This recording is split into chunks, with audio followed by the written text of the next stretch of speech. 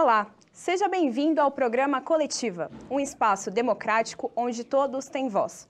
No programa de hoje, os entrevistadores são Otávio Santos, Matheus Caixeta, Carla Nunes, Isadora Couto, Vinícius Doratiotto e eu, Jaqueline Antonini. Hoje vamos falar sobre um tema que divide crenças e opiniões, a ufologia. Um fenômeno extra, intra e ultraterrestre. Hoje recebemos Laila Bidu, formada em Relações Internacionais e pesquisadora na área de ufologia voltada a diversas religiões. Também participa da nossa conversa o cardiologista Dr. Júlio César Navarro, médico, professor da Faculdade de Medicina e pesquisador científico de ufologia. Nesse bloco, ambos os convidados responderão às nossas perguntas. Começa agora o Coletiva.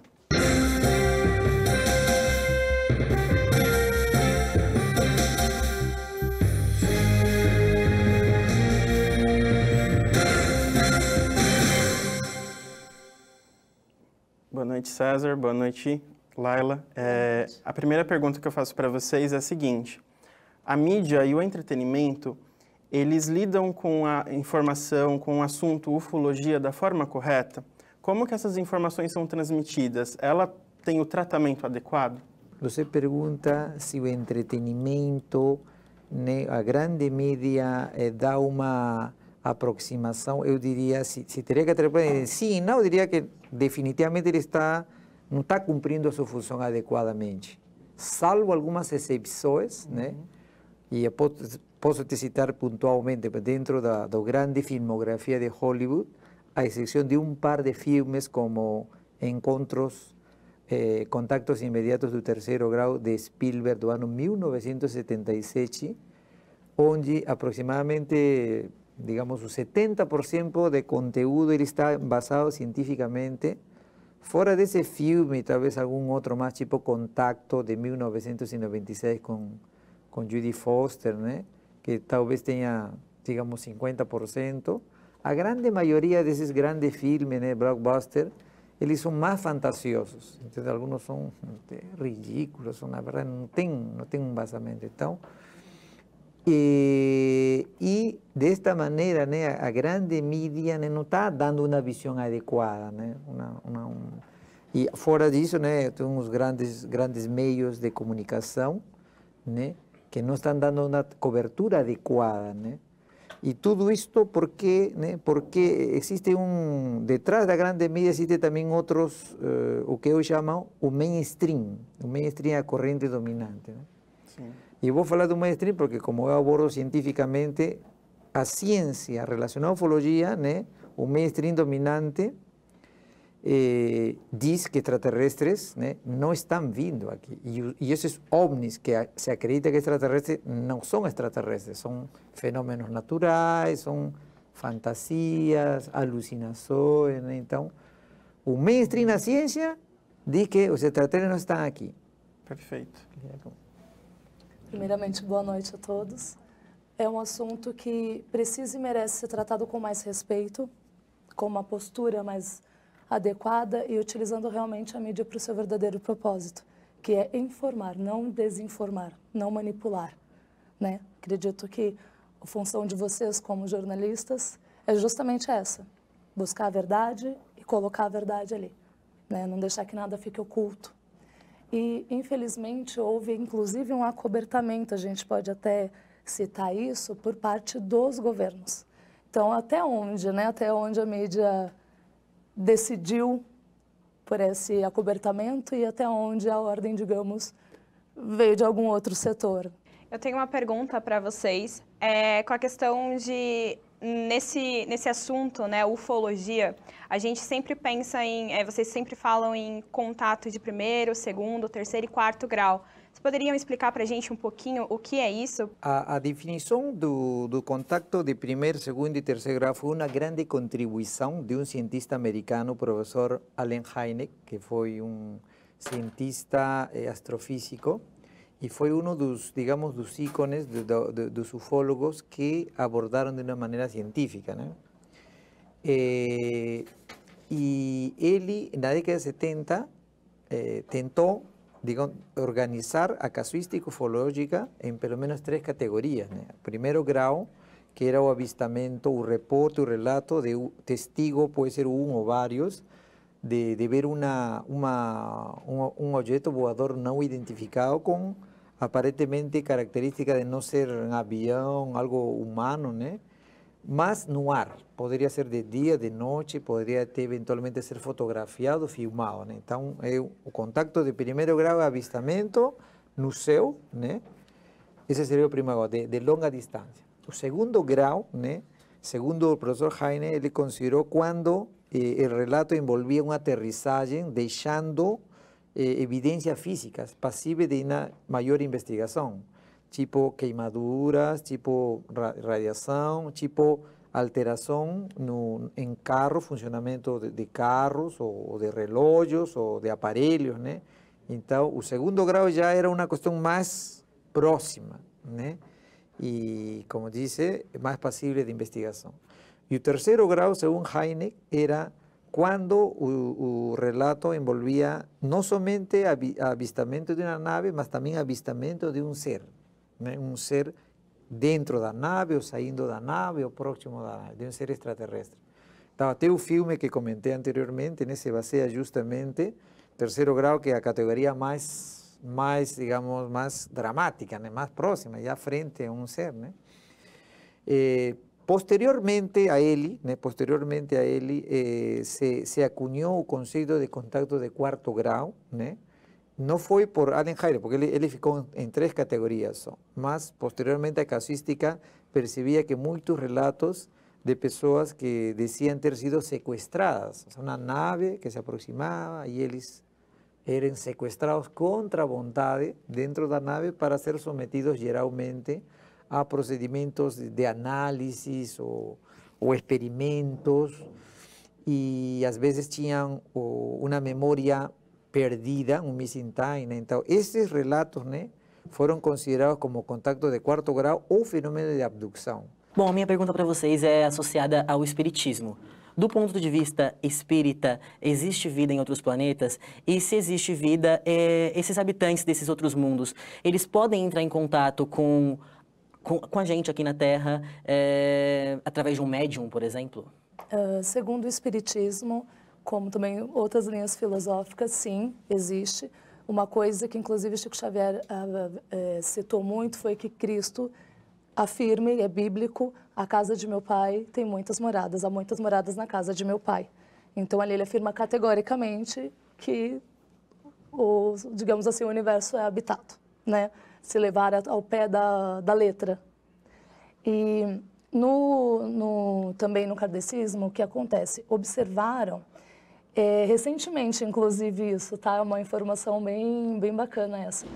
Pessoas que eram médiums começaram videntes, né? Começaram a desenhar uns mentores diferentes que estavam começando a aparecer. Então, em vez dos mentores habituais, digamos assim, com os quais eles costumavam trabalhar, surge uma nova figura com esses videntes, desenhando essas figuras, depois conversando com outras pessoas que conheciam, estudavam mais ufologia, relataram que eram seres da Confederação, os mesmos que você buscar na internet lá, Starship, Confederação Intergaláctica da Luz, você visualiza quando a pessoa mostrou, nossa, mas esse é o Starship, o que ele estava fazendo no teu centro kardecista? Então, o que acontece? Está havendo o quê? Um estreitamento desses laços e dessas relações, né? E aí, sim, eles estão trabalhando, até porque o planeta, isso também em previsão, não somente do kardecismo, como de diversas outras religiões, não é bem um fim, é uma transição. Morre aquela parte, digamos assim, aquele estágio evolutivo acaba, que é a roda que depois ela começa a girar. Ela entra num novo calendário, um novo ciclo, uma nova era, uma era de luz, sai da prova e expiação para um planeta de regeneração. Então, essa transição, o que ela exige? Ela exige a evolução das pessoas, porque o planeta vai evoluir como um todo. A minha pergunta é simples. O que é a arte ufológica e como ela é representada pelos extras, os seres, né, extraterrestres? Porque o governo norte-americano soltou uma pesquisa em janeiro desse ano. E são várias pesquisas. E em uma das pesquisas, eles relatam artes ufológicas, em que os extraterrestres deixavam a marca em solo. E alguns desenhos, algumas imagens em solo. Dentro dessa questão, aí a gente chega a umas conclusões de que o fenômeno é real, de que esse contato não é de uma civilização. Tudo indica que são muitas civilizações, com diversos níveis de, digamos, de estágio. Estágio a nível tecnológico, a nível talvez, provavelmente, digamos, espiritual, diversos estágios. Com relação às artes realizadas por eles, nós temos em diversas localidades, não tem preferência, não tem um lugar mais bonitinho que o outro, para eles não tem isso. Da mesma forma que essas construções gigantescas de pirâmides, etc., foram feitas em diversas localidades. Digamos que em volta da Terra, tudo que eu estou falando também são de pesquisas, tá? São de pesquisa, apesar de não estar especificando diretamente cada fonte, até porque o programa é curto, não dá para a gente estender demais, né? Mas essa malha energética é como se fosse uma teia de aranha, tá? E tem os nós. Esses nós são vórtices de energia que facilitam, digamos assim, esse acesso, seja para aparição ou para realizarem mesmo são os crop circles, na verdade, que você está perguntando. Eu até trouxe uma imagem, vou mostrar para vocês. E tem uma também bastante interessante que eu acabei me lembrando agora e eu vou passar também para vocês, que essa daí em específico foi o seguinte, foi uma mensagem que nós mandamos para eles e aguardamos a resposta. E eles responderam, isso que foi lindo, que tenho a imagem certa, a nossa posição na Via Láctea, Terra, o terceiro planeta, um desenho do homem, o nosso código genético com 2 hélices e tal. Vai indo a forma de emissão da mensagem, como que a mensagem sai da Terra, as ondas de rádio. E depois eles fizeram um crop circle respondendo a localização do planeta deles, um ETzinho desenhadinho, o hélice o código DNA deles, que não é uma dupla hélice, são 12 hélices. Tá? E a forma de comunicação é muito bacana, vocês podem ver na imagem.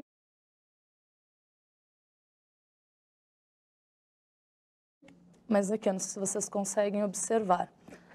Aqui são alguns modelos, tá vendo as estrelas interpostas? Cada um tem um significado. Conseguimos desvendar todos? Logicamente não. Mas alguns os cientistas conseguiram, como esse que foi a mensagem que eles responderam. Foi fofo, fala a verdade, gente. Não tinha obrigação nenhuma responder, uma ligação da Terra, nós, mindinho ainda, nenenzinhos na evolução. E essas civilizações que fazem esse tipo de desenho, é assim, com relação, já vai fazer um link, inclusive, com a pergunta anterior, tal qual é no céu e na terra, correto? Então, aqui a gente tem pessoas boas, muito boas, mais ou menos, e malvadas. Digamos assim que tem uma hierarquia, tem uma diferença lá em cima também. Esses, geralmente, que vêm com essas imagens, desenhos bonitos, com propósito de luz, são os que estão a serviço de Deus, a serviço de Cristo, são a confederação ou enviados deles. Então, com os anjos, estão do lado da luz. Da luz do bem. Tem outras raças que não precisamos dizer que sejam malvadas, cruéis, violentas. Tem muitas que têm um desenvolvimento científico super avançado, só que não têm um emocional, a parte, digamos assim, de conexão com a fonte tão evoluída.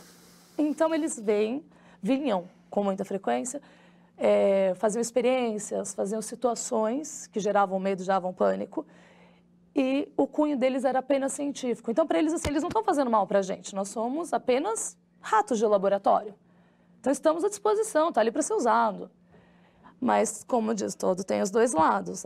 O outro lado, que seria o lado da luz, amando de Deus, de Cristo, proibiu essas experiências na Terra. Tanto que elas se tornaram cada vez mais esporádicas. Teve o ápice, né, de situações, aparições, mulheres que apareceram gestantes e depois o bebê desaparecia, a mulher aparecia numa banheira toda ensanguentada e o parto já foi feito. Coisas assustadoras ocorreram. Vamos a um rápido intervalo e já voltamos com Júlio César Navarro falando mais sobre o tema de hoje, ufologia.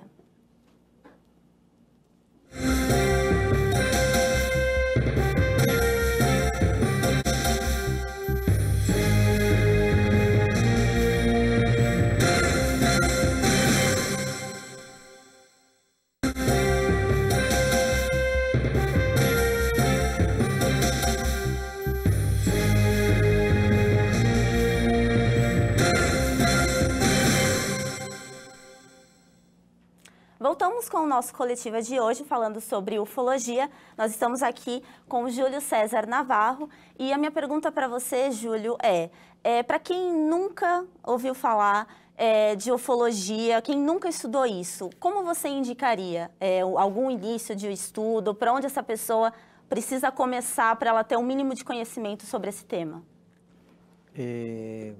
Existe literatura, en forma de libros, también revistas,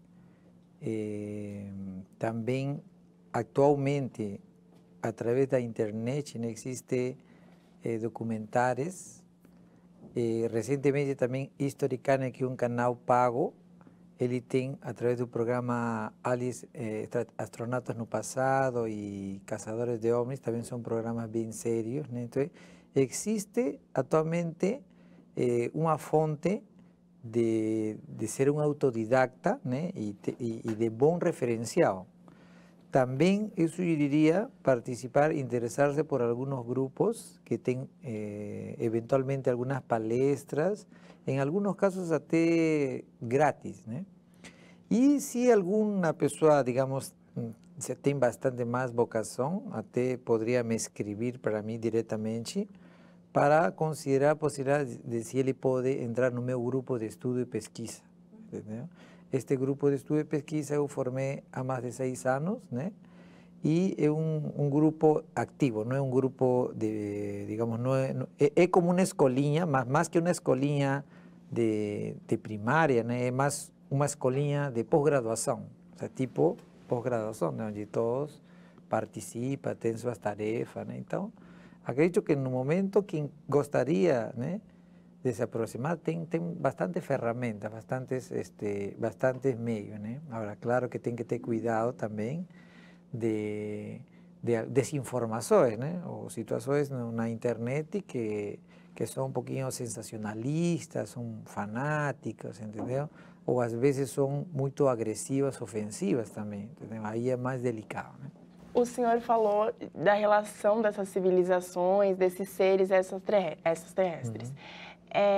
Tem como os estudos, eles imaginam como isso pode ajudar o ser humano futuramente? Existe algum estudo que veja como esses seres podem ajudar aqui na Terra se houver um contato permanente conosco?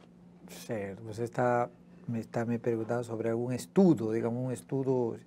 Então, vou comentar já esta parte que queria até talvez deixar a mensagem, né, da questão científica, né? Como volto a repetir, ciência é uma forma de chegar à verdade, não é a única forma de chegar. E tem seus erros, né? E ela tem suas características. A ciência é probabilística, não é absoluta. Por exemplo, em uma época, há 30 anos, diziam que a pressão normal era, por exemplo, até 160 milímetros de sistólica por 95 de diastólica, era normal. Agora, 30 anos depois, isso é hipertensão que tem que tratar já. Antes, há uns 10 anos atrás, uma parada cardíaca, né, teria que massagear e dar respiração boca a boca. Se não fazias isso, era uma coisa errada, né? Antiético. Agora, já não se obriga a dar respiração boca a boca. E assim, o que eu quero dizer, na verdade, a ciência muda, é dinâmica, é probabilística, não é absoluta. Mas é respeitada, ela é fruto de um esforço. Você aplica o raciocínio e a análise e a experimentação. Ou seja, é para ser respeitada. Então, o que eu quero dizer, o nosso enfoque é científico de um senso estrito da palavra. E então, sobre essa questão, se a gente vê na ufologia, né, ou seja, sobre a questão contato extraterrestre, ser extraterrestre, se uno busca nas grandes redes de publicações científicas, né, tirando, logicamente, aqueles estudos das astronaves humanas que viajam para Júpiter, analisa a nuvem de Júpiter, que são centos, miles de trabalhos, né? Fora disso, focando sobre a questão ET, né? ET, você vai achar que o número de publicações em revistas de científicas duras e sociais é pequeno, digamos, talvez 50 trabalhos. E desses 50, né, 50% são especulativos, ou seja, o autor desse paper, né, escreve especulativamente, por exemplo, o título: o que aconteceria com as religiões se os ETs chegam aqui? Então, aí ele discorre sobre problemática, né? Agora, os outros 25 ou 50% dessa casuística são estudos que tentam trabalhar hipóteses que os relatos de extraterrestres, seja abdução, contato primeiro, qualquer grau, possam ser explicados por uma explicação natural, né, da mente ou do ambiente, né, tentando demonstrar que, de fato, não é extraterrestre. É um fenômeno, mas não é extraterrestre. Conclusão: desses 100%, não existe um trabalho que testava hipóteses que esse fenômeno, né, seja autêntico. E se você está gostando, não pode perder o próximo bloco, que a gente já volta logo logo.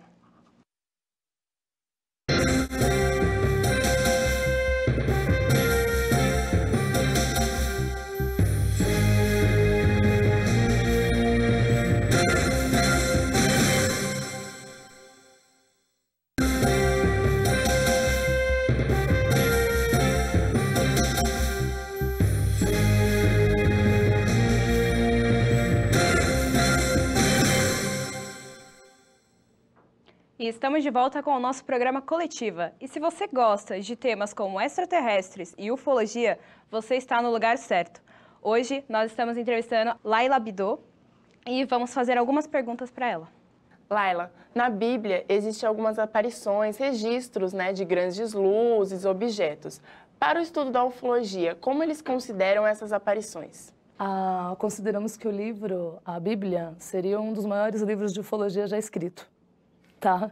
Ali você tem... É que o tempo não nos permite passear um pouco por esses versículos que mostram, mas até tem umas imagens, colocar para vocês. Tem uma que foi citada, que eu achei de extrema importância, a ascensão de Elias. Essa aqui vocês podem ver a ascensão de Elias, a carruagem de fogo. Isso são afrescos da época, baseados nos estudiosos, desenhistas da época que fizeram de acordo com o texto bíblico, né? As narrativas. Era uma carruagem de fogo, luz. Sempre essas aparições são seguidas por trovões, fogos, chamas. Então, é uma coisa que deixa muito claro que tem uma sensação física naquilo tudo. Tem algum impacto físico. E, obviamente, com pouco conhecimento, as pessoas às vezes pensam que são anjos, são... Né?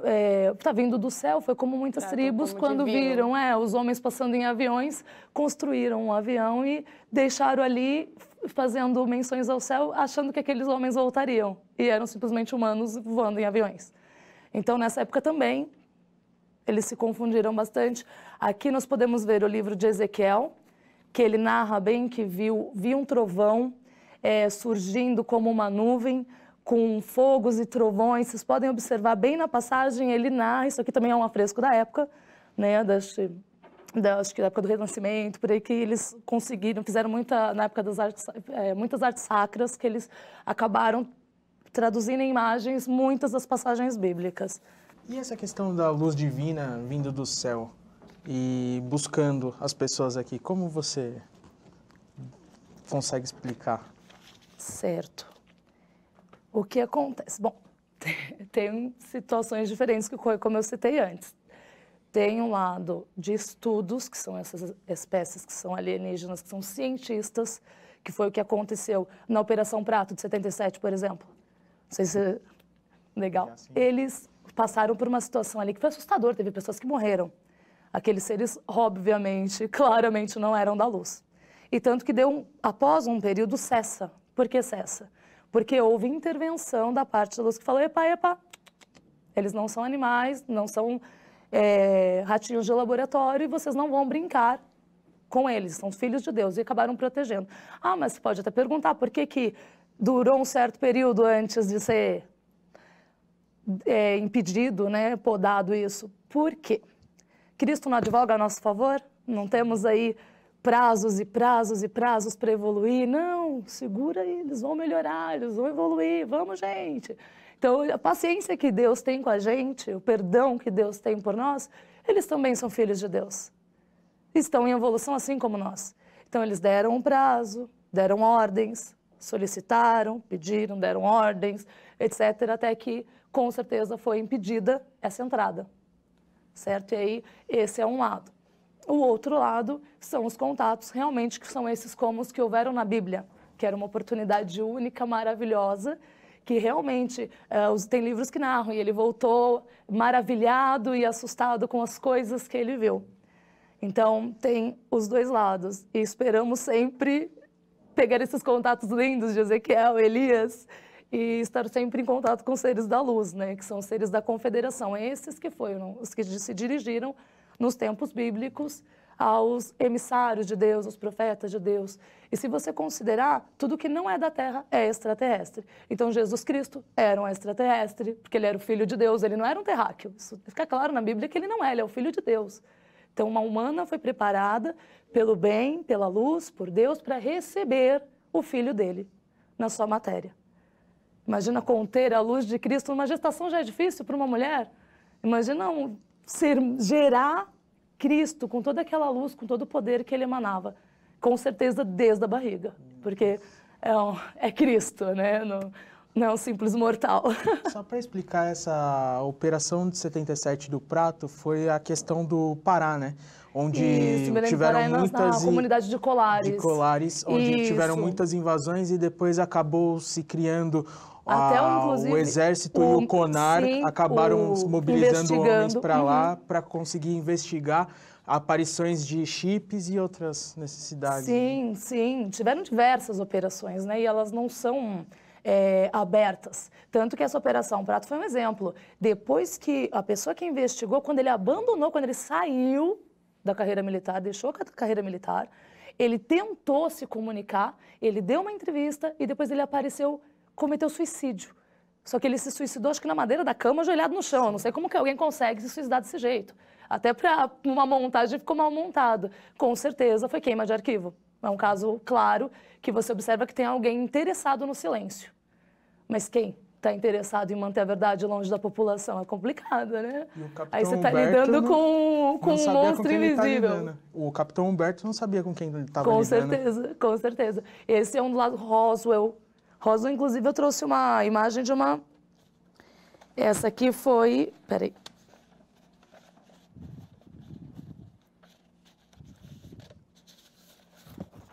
Peraí, esse aqui não? Opa. Bem legal essa história. Interessante. Peraí, me dá só um segundinho que eu já achei. Tá aqui. Essa aqui é uma pedrinha que foi encontrada em Roswell. Inclusive, foi muito engraçado que ela foi submetida a testes. Vocês veem até que tem um logo aí do History Channel, que eu tive que tirar essa imagem do documentário. Tive que tirar um print da tela para poder trazer para vocês. E essa pedra ela foi analisada, passaram em máquina de ultrassom, foi raspada, fizeram todos os tipos de análise. Ela é firme, ela não é oca, não tem nada por dentro, ela é uma peça sólida. E esse trabalho é feito em alto relevo. Não conseguiram copiar, tentaram copiar, não conseguiram de maneira alguma. Diversas maneiras, com diversos materiais diferentes, nenhuma ficou tão polida, tão lisa. E outra, ela emite eletromagnetismo. Colocaram um ímã perto dela, ela vai girando. Você puxa, ela vai girando. Então, comprovado é que ela emite, sim, magnetismo. E então, esse foi um caso lindo. E tem um crop circle com esse desenho também, que eu posso colocar para vocês, que ele tem o mesmo desenho. E aí você fica perguntando aqui, parece que tem uma lua, parece que tem um planeta, parece que ele é espelhado. O que será que eles estão querendo dizer? Alguma coisa. Essa pedrinha pode até ser chave para alguma coisa, quem sabe? Com certeza.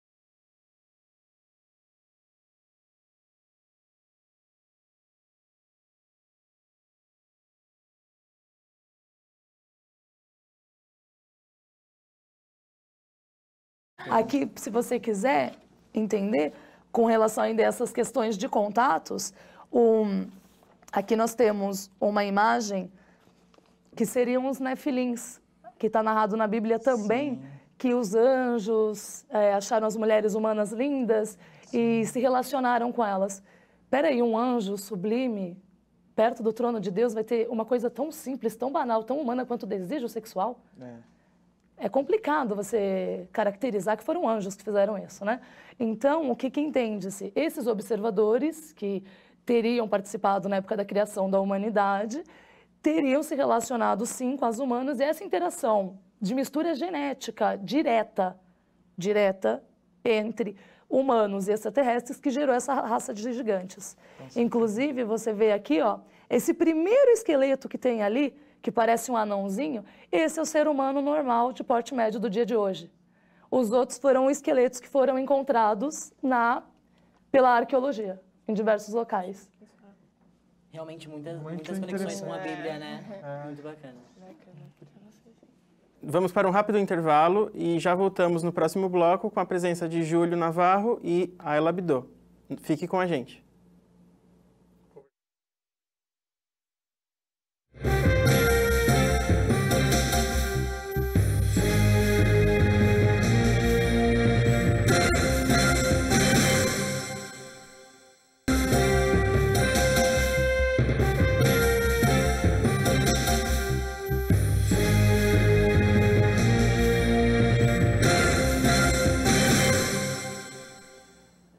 Estamos de volta com o último bloco do programa Coletiva.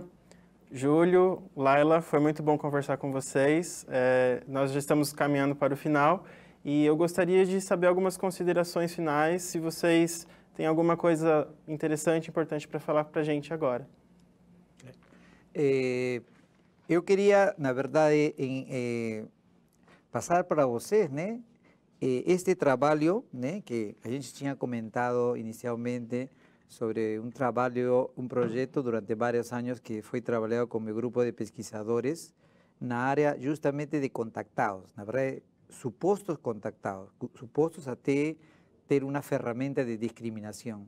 Então, esta publicação científica, este paper, né, ele tem duas grandes contribuições a nível internacional e a nível histórico. Primeiro, é a criação de um método original para poder discriminar como poderíamos considerar um caso de contactado como autêntico ou como falso, né? Essa é a primeira grande, utilizando 12 critérios, 6 subjetivos e 6 objetivos. E a segunda grande contribuição é de que, na hipótese principal, ele tem duas hipóteses. A hipótese principal é que poderia ser provável que pelo menos um ou mais de um possa ser autêntico, apesar de que o mainstream dominante da ciência supõe que não deve ser nenhum. E, afinal, utilizando nesta pesquisa, esse método, se comprova que nessa casuística internacional analisada, pelo menos vários foram considerados autênticos. Isto, ou seja, isto é um trabalho histórico, porque seria o primeiro paper científico, como comentei, existem uns 50, mas o primeiro paper científico que, utilizando um método científico, testa hipóteses e prova hipóteses que os extraterrestres, de fato, sim estão vindo.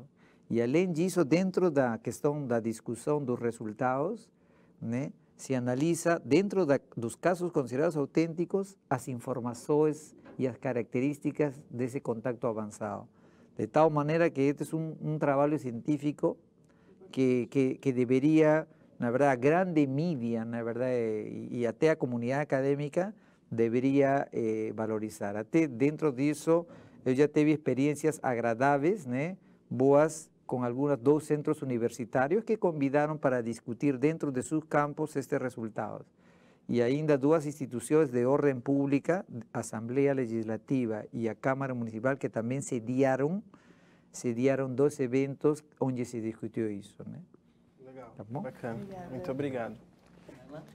Eu gostaria de agradecer a todos vocês a oportunidade de estar aqui, o Dr. Júlio também. Obrigado. A gente acaba aprendendo muita coisa, né? Trocando informação, é maravilhoso.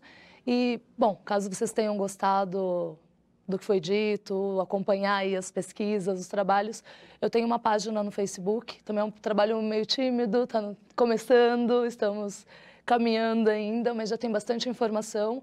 E tem uns 3 anos a página, acho que, mas eu não tive a possibilidade de estar, digamos assim, colocar informação demais, mas ela é bem variada, consegue reunir diversos estudos, ciência, história, ufologia, religião, arqueologia, tudo visando, buscando comprovar toda essa veracidade e a união, a inter-relação entre as diversas matérias da atualidade. Tá? A página chama Confederação da Luz. Tá? Se vocês quiserem acessar, estão todos convidados a participar com a gente. Vai ser uma honra ter todos vocês lá. Fiquem à vontade mesmo.